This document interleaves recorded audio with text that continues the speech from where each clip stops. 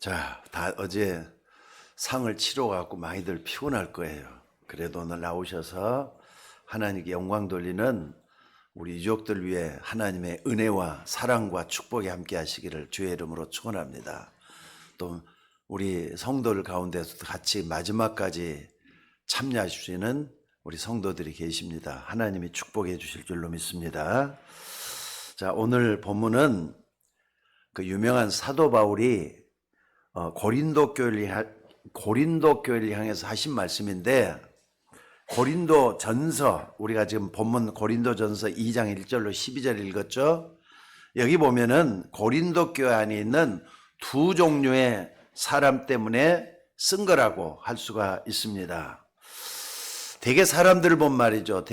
지금 세상 사람들 보면은 옆에 있는 사람의 말은 잘 믿는데 하나님 말씀은 잘 안 믿으려고 그래요. 그리고 지은 죄가 있기 때문에 그런지는 모르겠습니다만 자꾸 하나님을 피하려고 해요. 신기하죠? 하나님 그 사람을 사랑해서 가까이 하고 싶다는데 자꾸 그 사람을 피하려고 한다 이 말입니다. 여러분, 세상에서 가장 비참한 인생이 뭔지 아세요? 하나님이 없다고 말하는 그 사람 인생이 비참한 겁니다. 왜냐하면 결과를 알지 못하고 오늘의 쾌락과 즐거움에 도취돼서 사는 사람이기 때문에 그렇습니다. 그런데 여러분들 분명히 말이죠, 알 것은 그 사람 인생은 망한 인생이라는 걸 아셔야 돼요. 근데 그건 본인이 몰라요. 하루살이처럼 살고 있기 때문에 내가 왜 망한 인생이냐 하면은 할 말이 없어요. 왜냐하면 지나가 봐야 되기 때문에 그렇습니다. 솔직히 한번 봐보세요. 그 사람 인생이 하나님이 없다고 하는데 짐승하고 다를 바가 뭐가 있겠어요? 자기가 짐승하고 똑같은 동급으로 여기기 때문에 그렇게 사는 거 아닙니까? 그 하나님이 없기 때문에 사람 죽여도 어떤 사람은 죄의식도 없어요. 또 어린 소녀 같은 아이들을 강간을 하고 사기를 쳐도 말이죠, 하나님이 없기 때문에 어떻게 하느냐, 그냥 죄를 짓고 말아요. 그냥 뭐 그게 그런가 보다 하고 지나갈 수가 있어요. 여러분들, 하나님이 없기 때문에 사람만 피한다고 하는 생각을 갖고 있어요. 그러니까 사람들이 그 하나님의 영원한 세계를 모르고 있기 때문에 그런 말인 줄 압니다. 전에도 하나 여러분에게 그런 질문을 했어요. 여러분들이 보는 게 말이죠, 그게 전부 다인 줄 아십니까? 자, 여러분이 보는 게 더 크겠어요? 아니면은 내가 보지 못하는 게 더 크겠어요? 솔직히 한번 얘기를 한번 해보세요. 내가 보는 것이 어마어마하게 더 큰 거잖아요. 보이지 않는 세계가 더 큰 거잖아요. 근데 막상 눈에 보이는 게 전부인 줄 알고 살고 있기 때문에 그런 과오를 범한다 이 말입니다. 자, 그러니까 여러분들, 이게 바로 짐승 수준이다 이렇게 말할 수밖에 없는 줄로 믿습니다. 어떻게 보면 말이죠, 짐승보다 더 못하다 이렇게 말할 수 있어요. 짐승은 또 못한 놈 이렇게 하면서 욕도 하고 어떤 사람이 그러잖아요. 자, 근데 말이죠, 이건 불신자들까지 포함해서 하는 말이지만은 믿는 신자들에게, 성도들에게 가장 비참한 때가 언제라고 생각이 드십니까? 하나님이 안 믿어지는 때예요. 내가 분명히 하나님을 믿는데 하나님이 안 믿어질 때가 있잖아요. 오늘 그런 내용을 고린도 전서에 보면은 여러 가지로 말씀을 하고 있습니다. 그러니까 교회 안에 말이죠, 파당이 생겨가지고 내가 좋아하는 사람은 이 사람이야, 저 사람이 좋아하는 사람은 저 사람이 하면서 파당을 지어가지고 싸움을 하고 있는 고린도 교회의 모습을 그리고 있습니다. 지금 교회 안에도, 우리 교회는 그런 게 없지만은요, 교회가 조금 규모가 있고 큰 데가 보면요, 아마 굉장해요. 파당을 지어가지고 니파, 네파, 장로파, 목사파 이렇게 따지는 데도 있고 그러더라고요. 제가 부목사를 여러 군데를 좀 거쳤거든요. 여러 군데 거칠 때 거기에서 해당되지 않는 교회가 한 교회도 없었어요. 저쪽에 구리에 있을 때도 그랬고, 제주도에 있을 때도 그랬고, 신생교회라고 저 신림동에 있을 때도 그랬고, 심지어는 말이죠, 교육전세라 했던 종로에 있던 교회도 종로에 있던 교회도 그랬고 서로가 말이 으릉거리서 싸우고 있는 교회만 왔다 했던 것 같아요. 그 교회가 다 싸우는 데냐? 그건 아니겠죠. 근데 이상하게 내가 다녔던 교회들마다 다 그랬어요. 근데 목사님들한테 물어보면 거의 다 그랬다 그러더라고요. 교회가 왜 이렇게 서로 하나가 안 되는지 모르겠다 이런 말을 해요. 그러니까 교회는요 하나가 돼야 되는데 그게 안 되는 게 왜 그런가 한번 생각을 해보셔야 돼요. 만약에 사단이 없다면은 그런 일도 없을 것 같아요. 사단이 역사하기 때문에 그런 일이 있다 저는 생각을 합니다. 자, 어찌됐든 고린도 교회 안에 하나님이 안 믿어지니까 바울을 쫓아다니는 바울파, 베드로파, 게바파, 게바파는 베드로 갖다가 게바라 그러잖아요. 게바파 이렇게 파가 생겨가지고 교회가 혼란이 됐습니다. 게다가 말이죠, 개인적인 문제, 가정적인 문제로 교회 안이 또 성도들 안에 굉장히 복잡해요. 심지어 교회 밖에서 우상 앞에 드린 제사 음식을 먹어야 되느냐 안 먹어야 되느냐 이런 문제 가지고 서로 논란이 돼가지고 싸우게 됐던 게 고린도 교회였습니다.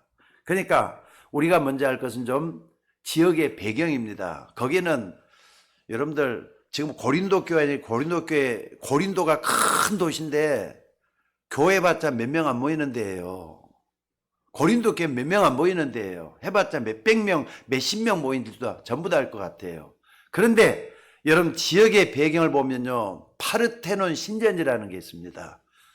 헬라 사람들과 또 히브리 사람들과 여러 나라 사람들이 모여가지고 제사를 지내는 거예요. 제사를 지내는데 우상 앞에 드리는 제물들. 그러니까는 우리나라 말고 저 히브리 뭡니까 헬라 사람들이 드려지는 신전 앞에 어마어마한 제물을 갖다 바쳤다 그래요. 그 갖다 바칠 때는 뭐 하느냐, 짐승을 죽이면은 고기를 바치잖아요. 고기를 전부 다 갖다 바치는데 신전 안에 고기가 차원 넘쳐갖고 어떻게 하느냐, 시장에다 내다 팔았대요. 그럼 제사 드렸던 음식이잖아요. 그럼 이걸 가지고 시장에서 식당은 어떻게 하느냐, 이 음식을 사가지고 또 음식을 만들어 판단 말이에요. 그러면 기독교인이 딱 생각할 때는 이 음식을 먹어야 되느냐 안 먹어야 되느냐, 먹는 게 옳다 안 먹어야 된다 하면서 싸움을 하고 있던 게 고린도 교회였단 말이에요. 그러니까 거기에 대해서 바울이 그것은 그런 쓸데없는 거하고 싸우지 말라면서 질책을 하고 하는 것이 나와요. 그러니까 이런 부분을 가지고 우리 하나하나 생각을 해보면서 고린도 교회 읽어보면은 우리의 신앙생활에 바른 것을 찾아갈 수가 있다 이 말입니다. 자, 오늘 여러분이 만약에 중요한 축복 또 중요한 하나님의 은혜를 모르면은 아무것도 아닌 일에도 막 싸우게 돼요. 형제들 간에도 그렇잖아요. 어린아이들도 그렇고요. 다 큰 어른들도 그렇고요. 게다가 집에 가면은 가정 문제, 직장에 가면은 직장 문제가 있으니까 살 수가 없다 이 말입니다. 심지어는 가장 좋은 행사인 성찬식, 이게 또 문제가 돼갖고 또 싸우는 거예요. 성찬식 드릴 때는요, 예물과 함께 드리고 그랬답니다. 그때는. 그러니까 부자들은 많은 걸 갖다가 바치기도 하고 그러는데 가난한 사람들은 성찬식을 드리는데도 아주 적은 예물을 갖다 바쳐요. 그럼 이걸 가지고 누가 오르냐 이런 싸움을 했던 그런 기록이 남아있기도 하고 그렇습니다. 여러분, 성찬이 뭐죠? 성찬이라고 하는 것은 그리스도의 십자가의 죽으심과 피 흘리심, 그러니까는 십자가와 살을 찢기고 피 흘리시는 이걸 기념해서 예수님께서 직접 드리라고 명령했던, 제정하신 그런 예식이 성찬식이란 말이에요. 그래서 교회 안에서 자기들끼리 막 싸움이 일어나는 거예요. 그러니까 교회 안이 좀 은혜로운 분위기가 되는, 그게 안 돼가지고 자꾸 이렇게 문제가 되는 것을 볼 수가 있습니다.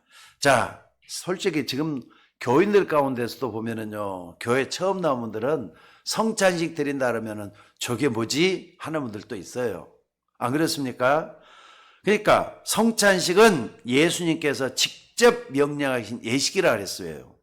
그러니까 예수 그리스도의 살과 피를 기념하면서 그의 죽으심을 깊이 묵상하는 의미가 담겨져 있고, 또 그 피와 살을 우리 속에 직접 이렇게 받아들임으로 인해 가지고 우리 마음과 생각을 새롭게 먹는 이런 중요한 의미가 담겨져 있는 게 성찬식이거든요. 근데 천주교에서는 어떻게 하느냐? 여러분, 천주교에서는요, 공제설이라 그래요. 떡과 잔을 취할 때 예수님의 살과 피가 그대로 자기에 임한다는 그거예요. 그걸 공제설이라 그래요. 우리 개신교에서는 기념설이라 그래요. 기념설은 뭐냐? 떡과 잔을 취할 때 예수님이 영적으로 우리에게 임재하신다라는 의미를 가지고 있어요. 굉장히 중요하잖아요. 그러니까 천주교에서 말했다는 것, 예수님 지금 여기서 우리 속에 화했다 그래갖고 화채설이라 이렇게 얘기를 하잖아요. 그러니까는 뭐 교리가 그게 맞다 틀리다 하기 이전에 성경으로 우리가 돌아가서 예수님이 어떻게 행했느냐 이걸 보는 게 가장 중요할 줄로 믿습니다. 자, 우리는 기독교 입장에서는요, 예수님께서 십자가에서 다 끝냈잖아요. 예수님께서 십자가를 통해서 모든 걸 다 끝냈어요. 그걸 믿기 때문에 매일 할 필요가 없어요. 근데 초대교회는 갖다 매일같이 했다는 거예요. 오직 그것만 했다는 거예요. 그러니까 그러다 보니까는 자꾸 이제 현실의 문제가 닥치잖아요. 직장이라든지 돈 버는 문제라든지 또는 자녀 양육하는 문제가 막 겹쳐가지고 어떻게 그것만 그러고 있느냐 해가지고 이제 초대교회가 지나가면서 이걸 정리했던 그런 일이 있었던 걸 볼 수가 있습니다. 그래서 우리 기독교에서는 이걸 6개월에 한 번 정도 이렇게 하고 있습니다. 이제 아마 10월 말쯤 되면은 우리가 또 이제 성찬식을 베풀게 될 겁니다. 그런데 오늘 여러분들이 기독교와 다른 종교들보다도 무엇보다도 성경으로 돌아가서 모든 걸 해봐야 될 줄로 믿습니다. 그러니까 이 성찬식은요, 교회에서 세례받은 사람만 참여하라고 하니까 세례 안 받은 사람들도 있을 거 아닙니까? 그러니까 이 사람들은 왜 우리를 차별대우냐, 또 그거 가지고 또 싸움이 되기 시작하고 그랬다는 거예요. 초대교회 때는. 또 어떤 사람은 떡 하나를 딱 취해가지고 자기 아들한테도 주고 자기도 그걸 먹고 그렇게 했다는 거예요. 그러니까 이게 무분별하게 성찬식이 혼용이 돼 있는 이런 모습을 볼 수 있고, 뭐 나쁜 건 아니겠지만은 아이가 말이죠, 정말 이걸 의미를 알고 먹어야 되는데 의미도 모르고 보면 소용도 없는 거잖아요. 심지어 성찬식을 할 때 우리가 잔을 취하잖아요. 포도주를 취한단 말이에요. 그러면은 바깥에서 하던 행동 그대로 해요. 어떤 사람은. 그러니까는 포도주니까 저 잔을 딱 돌리면서 이렇게 사람 보는데 한다고 이렇게 쭉 돌리면서 이렇게 먹는 사람도 있고 그랬어요, 옛날에는. 그게 되겠어요? 그러니까 성찬식을 모르고 이렇게 행했던 이런 모습을 볼 수가 있습니다. 자, 심지어 내가 예수 그리스도의 부활을 받느냐, 정말로 너는 부활 받느냐, 나는 못 봤다, 봤다 안 봤다 이거 갖고 또 싸우는 거예요. 그래서 고린도 전서에 쭉 보면요, 고린도 전서에 보면 이런 사실들, 교회 안에 일어났던 복잡한 문제를 다루고 있는 게 고린도 전서 후서고 그렇습니다. 자, 그런데 이런 와중에서도 말이죠, 고린도 교회를 통해서 최고의 응답을 받은 사람이 나왔습니다. 그 사람이 누구냐? 고린도 교회를 세운 브리스길라 아굴라 부부예요. 브리스길라라고도 하고 브리스가라고도 하기도 하고 그래요. 브리스길라는 히브리어고 브리스가라는 말은 히브리어로, 헬라어로 번역을 이렇게 했더라고요.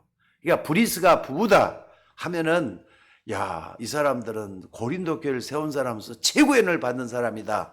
우리는 복잡한 그런 가운데서도 은혜 받은 사람이 있다는 걸 잊지 마셔야 돼요. 교회는요, 항상 여러분들이 두 종류로 생각하셔야 돼요. 은혜 받은 사람과 은혜 못 받은 사람. 은혜 받은 사람은 여러분 겸손할 줄 좀 알고 자기 자신을 성숙한 신앙의 세계로 끌고 갈 줄 알아야 되는 겁니다. 그리고 은혜 못 받는 사람은 어떻게 하느냐? 낙심할 필요 없잖아요. 하나님이 은혜 줘야만 은혜 받는 거니까. 그때까지는 뭐냐? 기다릴 줄도 알고 또 참을 줄도 알고 그러면서 교회 미덕을 지켜나갈 수 있는 아름다운 그런 신앙의 모습이 되져야 된다 이 말이거든요. 자, 어찌됐든 어떤 교회는 여러 가지 상처를 안고 있으면서도 숨기고 가정생활도 하고 교회생활도 하고 있는 그런 사람이 있습니다. 자, 여러분들, 상처라는 것은요, 상처를 가지고 있으면은 언젠가 그것이 상한 감정이 되게 돼 있어요. 그러면은 절대로 영적으로는 성장하지를 못하게 되는 거란 말이에요. 그러니까 내 속에 상처가 있는가? 상처를 갖다가 그리스도의 십자가 피의 공로로 이걸 해결할 수 있는 여러분들이 되셔야 돼요. 만약에 그게 안 되면요, 자꾸 상처가 자라가지고 영적인 암이 되는 거잖아요. 그러면 그게 나를 찔른단 말이에요. 나를 죽인단 말이에요. 그러면 안 되는 거 아닙니까? 자, 오늘 브리스가 아굴라 부부는 평시도 가운데 최고의 응답을 받은 사람이라고 했습니다. 자, 그런데 이 브리스가 부부가 고린도에 온 배경을 보면요, 로마에서 쫓겨난 사람이에요. 원래는 로마에 살다가 쫓겨난 사람이었단 말이에요. 그런데 고린도에 왔어요. 게다가 이 바울이라고 하는 사람은 어떤 사람이냐? 바울은 아덴이라고 하는 지역에서 복음을 전하다가 신기하게 아덴은요, 유식한 사람들이 살고 철학자들이 많이 살고 그런 동네거든요. 그게 공부를 많이 한 사람들이 산단 말이에요. 근데 유식하게 복음을 전하려고 하다가 거기서 완전 실패를 해요. 그래가지고 지역을 좀 옮기자 해가지고 고린도 쪽으로 온 겁니다. 근데 둘 다 실패했잖아요. 그런 가운데 이 고린도 쪽에 와가지고 만났단 말이에요. 여러분, 이게 아무것도 아닌 일 같습니까? 사실 가장 어려운데 이 둘이 만난단 말이에요. 여러분들, 결론적으로 말씀을 한번 여쭤보겠습니다. 여러분 정말 하나님을 믿습니까? 믿으면 아멘 한번 크게 한번 해보세요. 정말 하나님을 믿습니까? 다시 한번 묻겠습니다. 하나님을 믿습니까? 자, 그러면은요, 여러분들 하나님의 주권도 믿으셔야 돼요. 여러분들이 지금 이 시대에 한국이라는 이곳에서 살고 있지만은 여러분들 언제 내가 죽을지를 모릅니다. 그건 하나님의 주권에 속해 있는 사실이에요.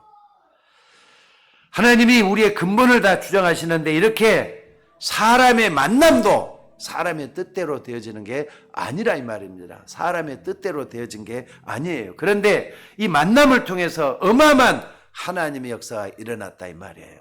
그러니까 어떤 사람은 로마에서 왔고 또 어떤 사람은 아덴에서 왔는데 고린도 쪽에서 누가 만나겠느냐? 하나님이 만나게 했다는 사실이에요.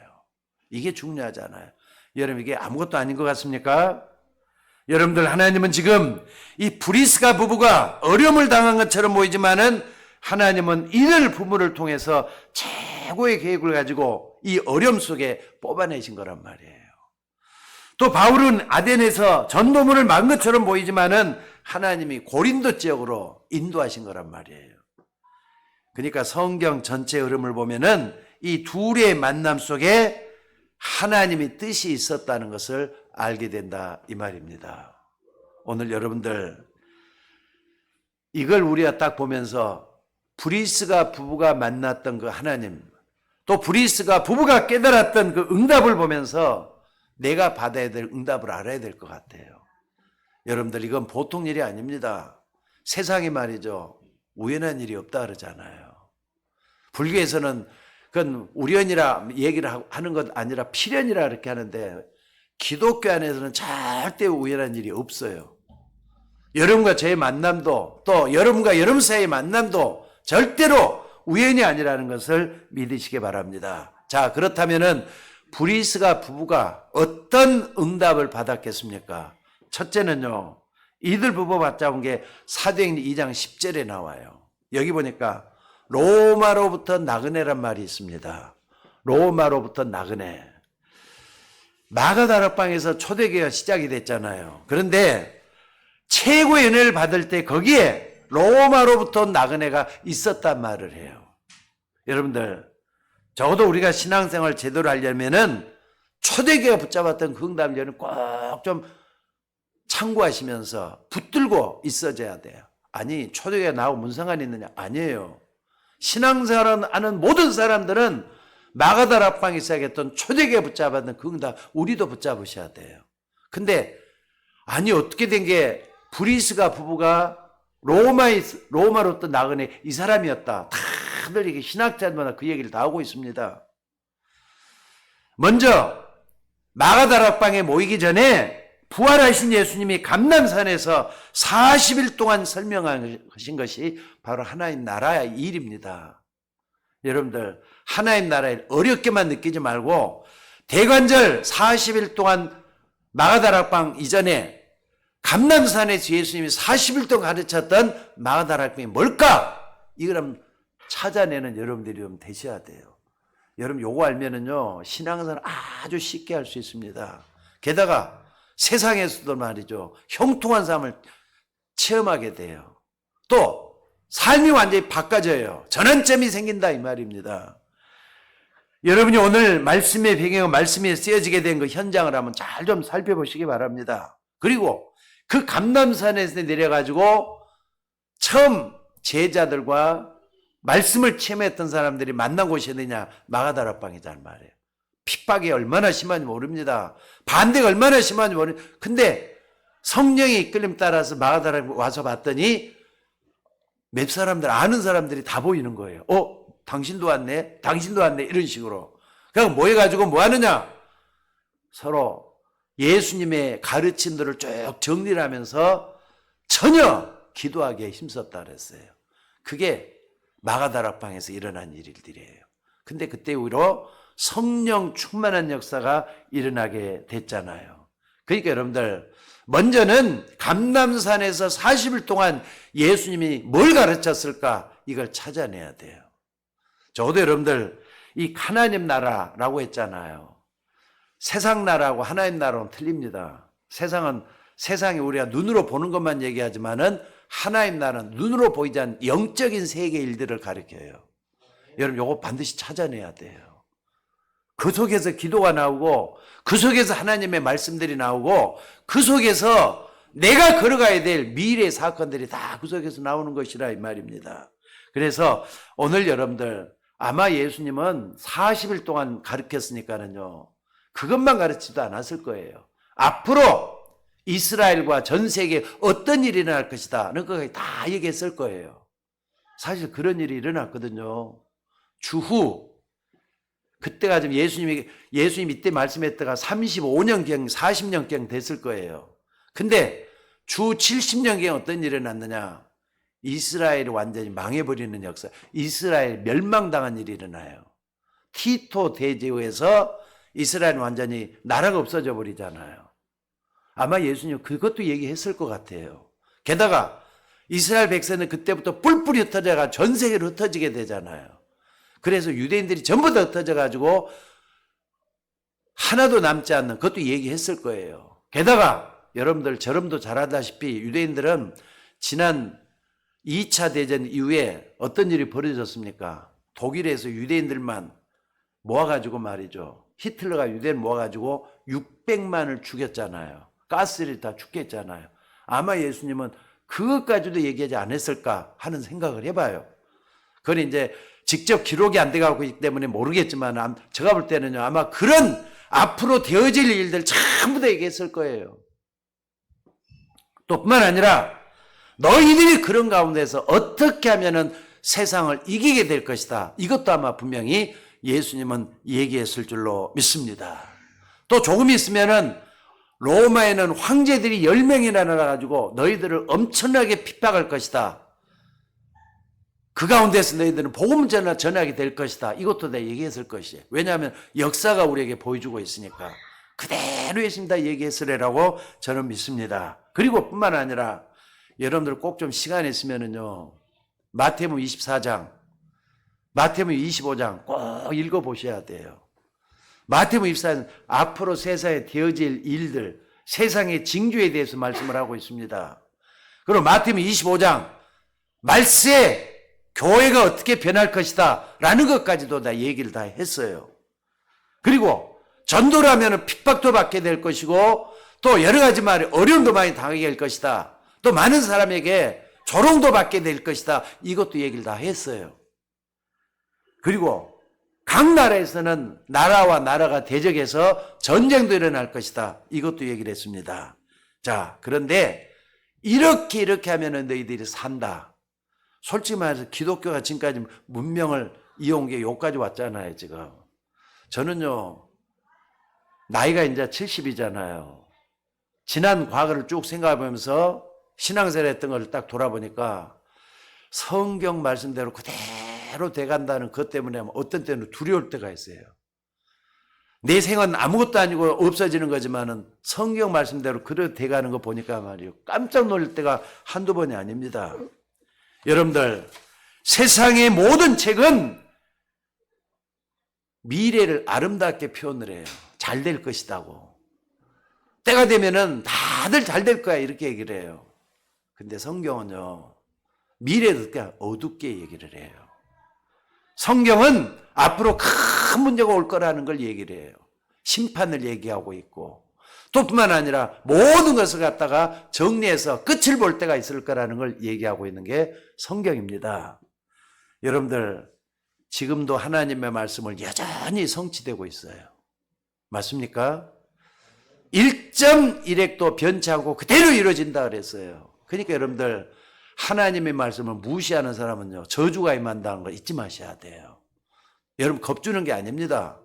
하나님 말씀을 경홀히 여겨서는 안 된다는 걸 잊지 말라 이 말입니다. 그리고 이렇게 말씀하는 그 현장, 40일 동안이나 말씀했던 그 현장에 누가 있었느냐? 바로 이 브리스길라, 아굴라 부부가 있었다는 사실이에요. 이게 얼마나 놀라운 일입니까? 그래서 브리스길라 부부가 나중에 말이죠, 복음을 전하면서 고린도 교회에 했던 말이 있어요. 너희가 믿을 때 성령을 받았느냐? 이런 말을 해요. 자기가 마가다락방에서 처음 성령 충만을 경험했기 때문에 너희가 믿을 때 성령을 받았느냐? 이렇게 얘기를 했다는 사실입니다.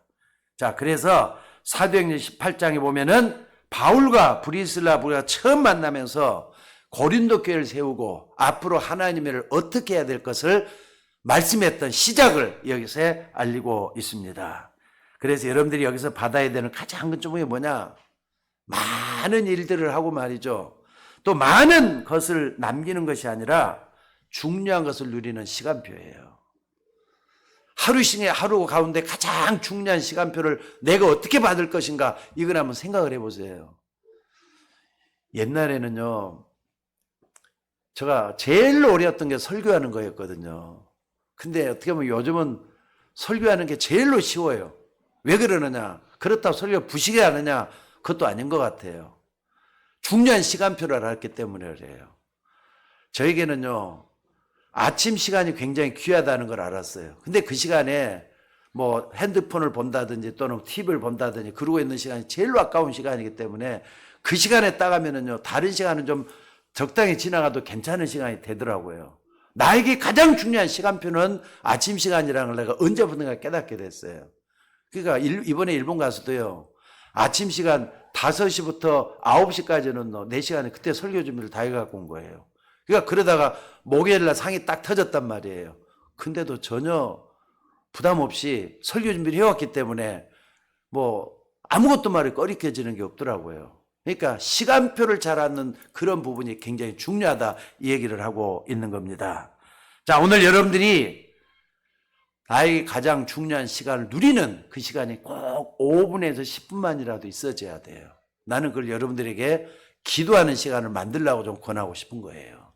여러분들 가장 중요한 시간, 나만이 하나님과 교제할 수 있는 그 시간을 만들어서 하나님 보는, 여러분들이 하나님 뵙는 그런 시간이 될 수 있기를 주의 이름으로 축원합니다. 그렇기 때문에 그 이후에 예수님의 제자들은 전혀 흔들리지를 않았어요.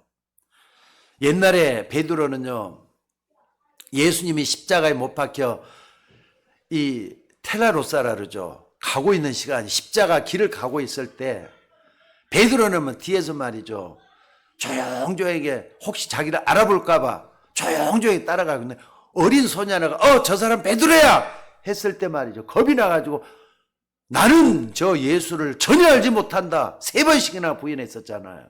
그런 베드로예요. 또 베드로가 은혜를 받아놓고도 나는 고기 잡으러 가노라 하면서 고기 잡으러 갔던 사람이 베드로였었습니다. 그런 이 베드로가 이 약속을 받고 난 뒤부터는 완전히 달라지잖아요. 예수님 말씀했던 대로 거꾸로 십자가에 못 박혀 죽기까지 복음을 전하다가 죽은 사람이 베드로였잖아요. 여러분들, 하나님의 말씀 세계로 깊이 인도한 사람은 복된 사람인 걸 믿으시기 바랍니다. 거기에는 겸손이 필요해요. 거기엔 내 자신을 부인하는 일이 필요해요. 그 속에 있기를 주의 이름으로 축원합니다. 자, 그리고 두 번째로 붙잡아야 될 축복이 뭐냐? 고린도전서 1장 18절에서 31절이에요. 오늘 본문 앞 2장 1절로 12절로 왔잖아요. 그 앞에 부분이에요. 앞에 부분이 굉장히 중요해요. 이 죽어가는 세상을 살릴 것은 예수님밖에 없다는 걸 믿으시기 바랍니다. 그 얘기를 하고 있습니다. 그래서 고린도전서 1장 18절에 뭐라 그랬느냐? 십자가의 도가 멸망하는 사람들에게는 미련한 것이요 구원 얻는 우리에게는 하나님의 능력이 된다 그랬어요. 여러분 십자가의 능력을 믿으시기를 주의 이름으로 축원합니다.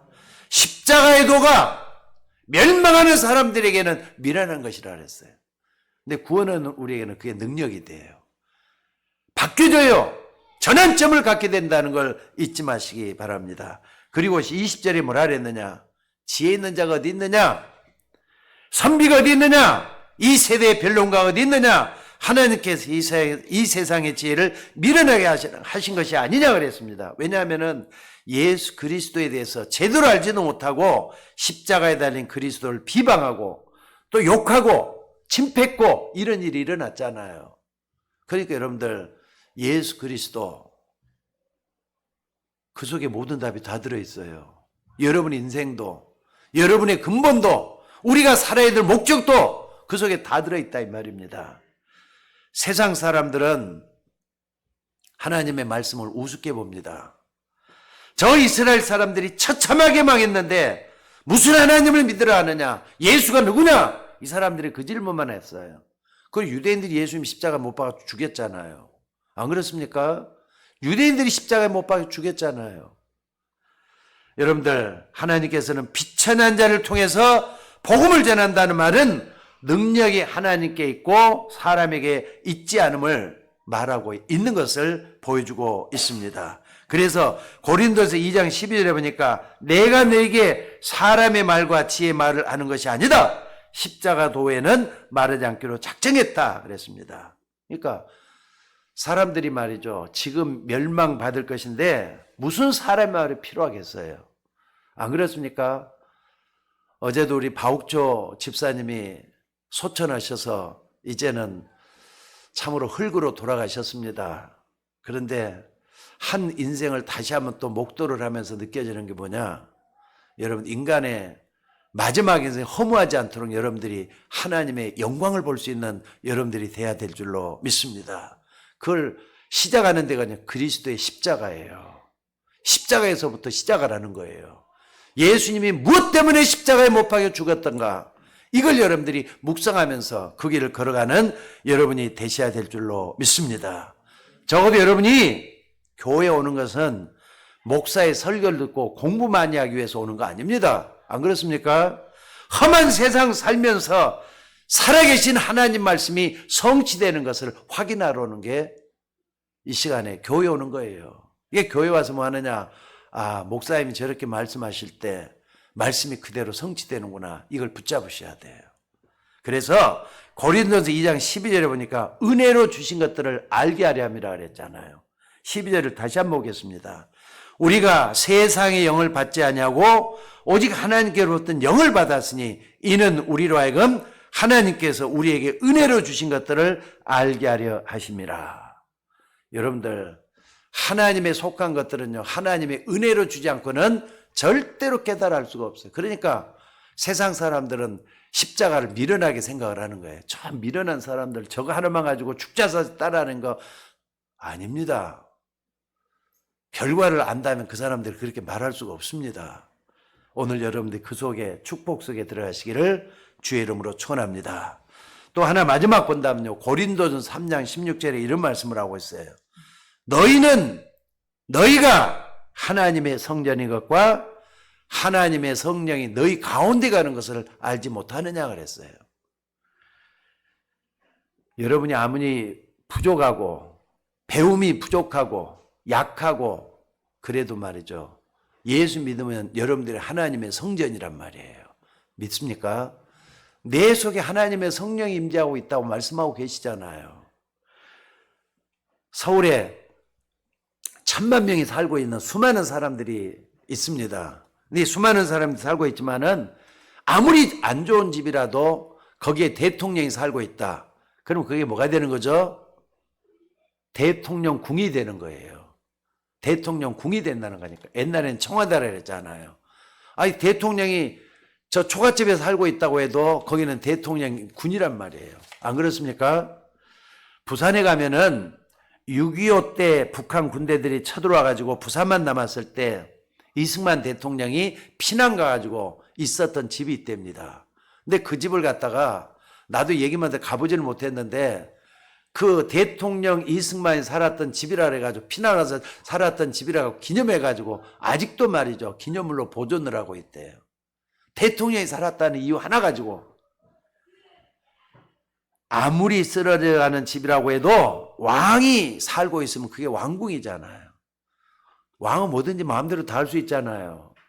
근데 여러분이 어떤 사람들이냐? 하나님의 성전이라 그랬잖아요. 너희가 하나님의 성전인 것과 하나님의 성령이 너희 가운데 가는 것을 알지 못하느냐? 예수 믿고 구원받으면 하나님의 성령이 여러분과 함께 거하시게 돼 있어요. 믿습니까? 그러니까 여러분이 아무리 부족해도 모자라고 약해도 하나님의 성령이 여러분 안에 계시기 때문에 하나님의 성전이라 이 말입니다.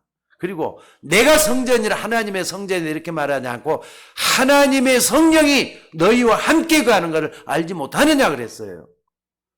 이 말은 절대로 세상 사람들 말에 속지 말고 하나님의 말씀만을 붙잡고 있으라 이 말이에요. 그러면서 고린도서 4장 1절에 이런 말이 나옵니다. 사람이 마땅히 우리를 그리스도의 일꾼이요 하나님의 비밀 맡은 자로 여길지니라 그랬습니다.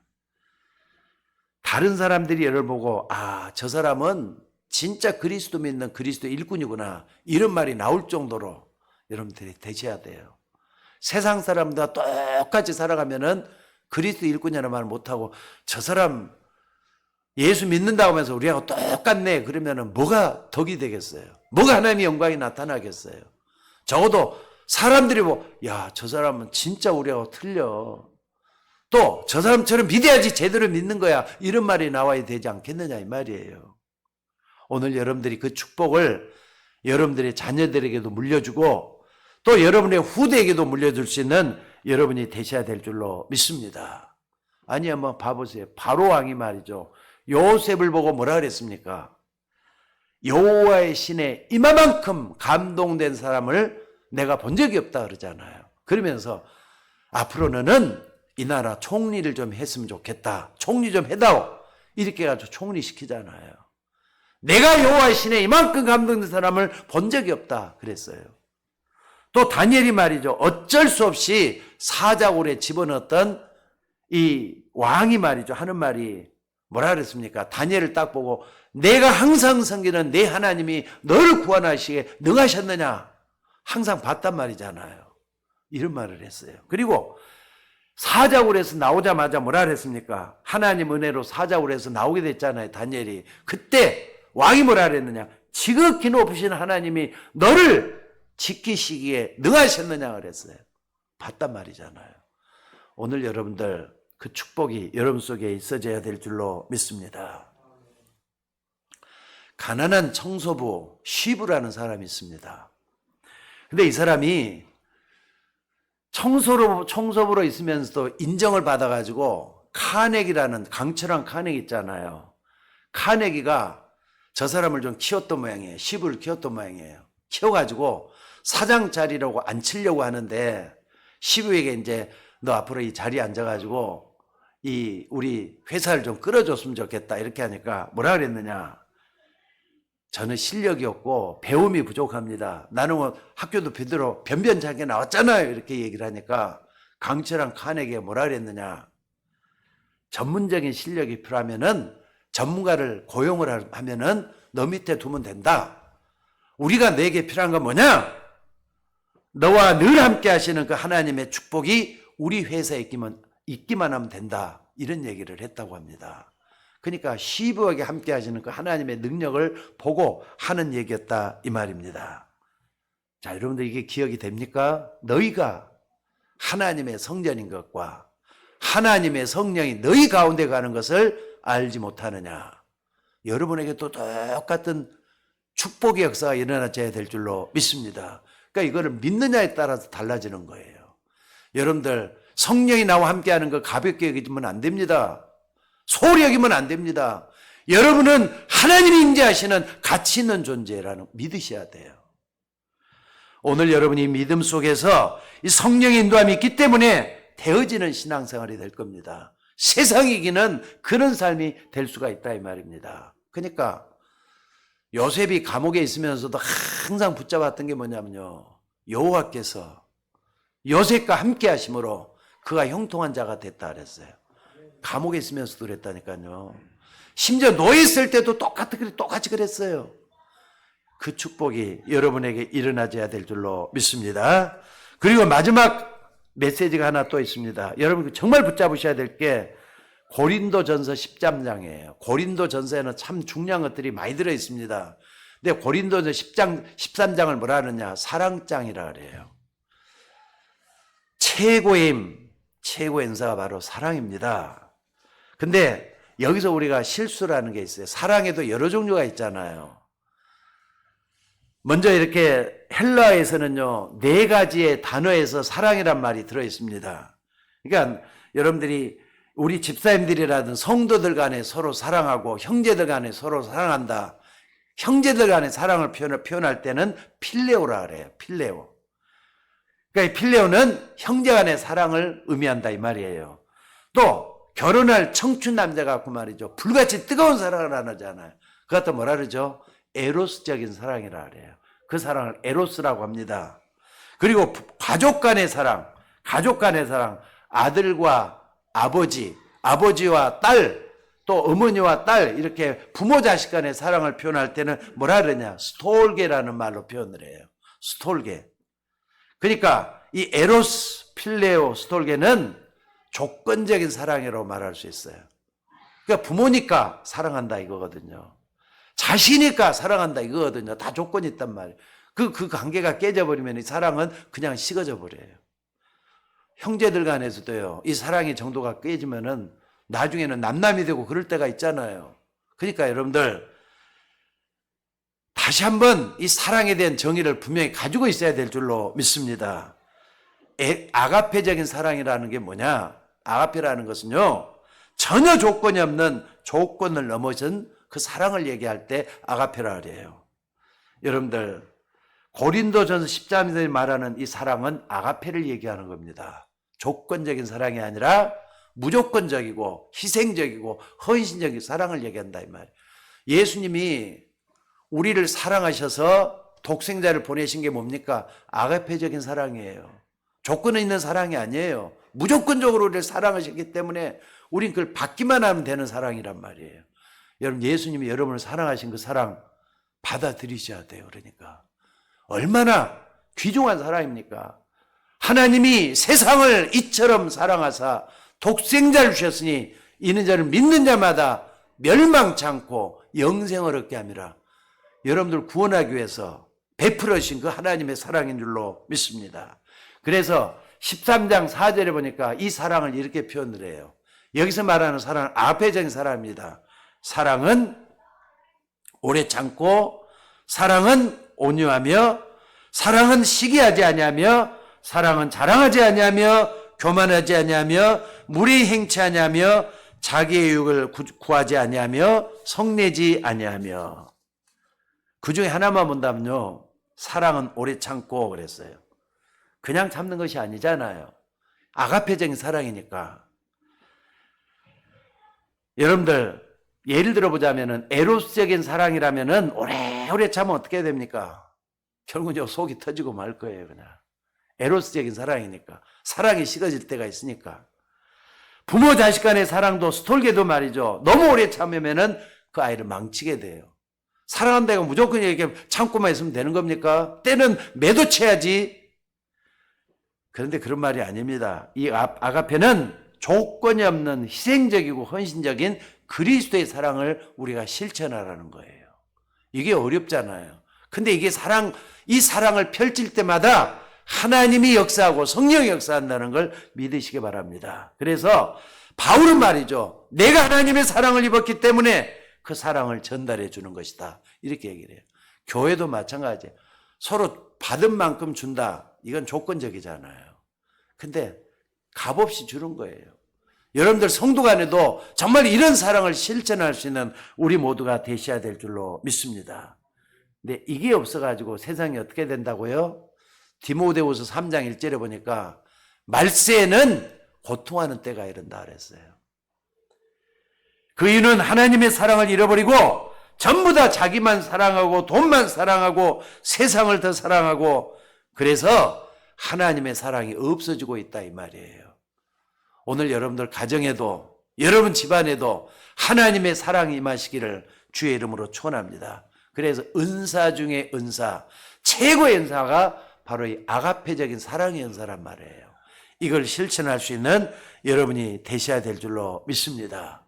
예를 들어 보겠습니다. 요셉이란 사람. 요셉이 하나님의 사랑을 너무 많이 받았기 때문에 세상에서 무슨 일이 일어나도 문제될 게 없었습니다.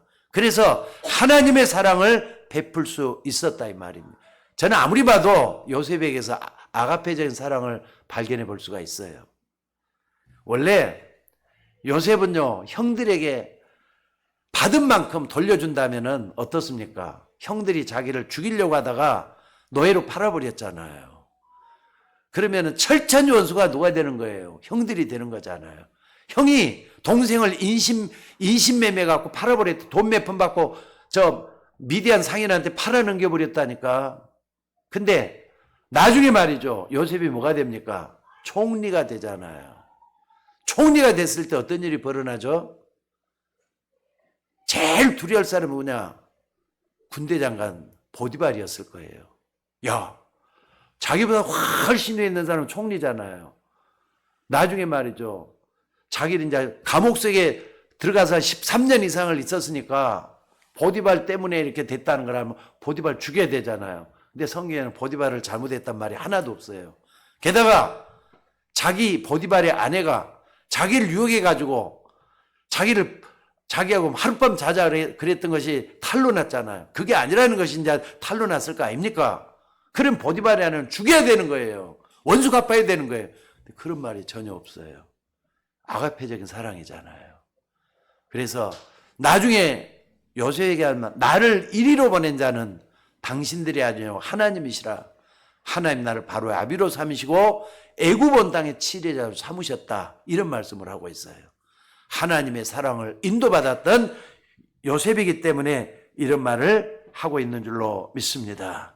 다윗도 하나님의 사랑을 많이 받아가지고 전혀 흔들리지도 않았어요. 인생의 반 이상을 쫓아다니면서 자기의 장인 사울이 말이죠. 자기를 죽이려고 했잖아요. 나중에 사울을 말이죠. 용서하는 게 아니라 죽일 자리에 있는데도 불구하고 뭐라 하느냐. 하나님이 기름 부어 세운 종을 내가 마음대로 죽일 수 없다. 반 이상을 죽이려 했다니까요. 하나님이 세우신 종을 마음대로 할 수 없다. 얼마나 사랑이 있었으면 이런 얘기를 했겠습니까? 오늘 여러분들 이 축복을 받을 수 있기를 주의 이름으로 축원합니다. 오늘 고린도전서 후서를 쓰게 만든 고린도 교회를 세운 사람이 브리스글라 아굴라 부부라 평신도가 교회를 세운 거예요. 그런데 이 전도자 바울을 브리스글라 아굴라 부가 도와가지고 세계복음할 수 있도록 길을 열어주고 경제적인 지원을 아끼지 않았던 사람이 바로 브리스글라 아굴라 부부입니다. 오늘 우리 서울 예인교회 세계복음하는 데 쓰임받을 수 있도록 여러분들이 말이죠. 세운 교회라는 거 잊지 말았으면 좋겠어요. 우리가 아니면 교회가 안 되잖아요. 여러분들이 아니면 교회가 안 된다 이 말이에요. 그래서 함께 만들어가자는 교회가 되어야 돼요. 오늘 그래도 참 그렇게 부족한 점이 좀 권면 조금 했더니 다들 이렇게 나오셨지만은 오늘 못 나온 분들도 좀 계셔요. 근데 교회는 서로가 말이죠. 교회를 아끼고 사랑하는 가운데 브리슬라 아굴라 같은 그런 마음으로 교회를 섬겨야 될 줄로 믿습니다. 교회는 우리 모두가 섬겨야 될 대상이에요. 그리고 기도해주고 서로 아껴주고 붙잡아야 될 대상이에요. 고린도 교회처럼 싸우고 파당 만드는 그런 대상이 아니라니까요. 그래서 우리 모두가 다 하나 되는 공동체를 만들어야 될 줄로 믿습니다. 자, 그렇게 하려면 첫째는요. 브리스글라 아굴라부터는 사도행전 2장 10절 초대교회 마가다락방에서 붙잡았던 거 붙잡으셔야 돼요. 또 그 전에 감람산에서 붙잡았던 그 언약 붙잡으셔야 돼요. 예수님께서 우리에게 뭘 붙잡았던가? 그래서 성령 충만한 우리 교회가 되겠다. 이걸 붙잡는 여러분이 되셔야 될 줄로 믿습니다. 그리고 가장 멋진 게 뭡니까?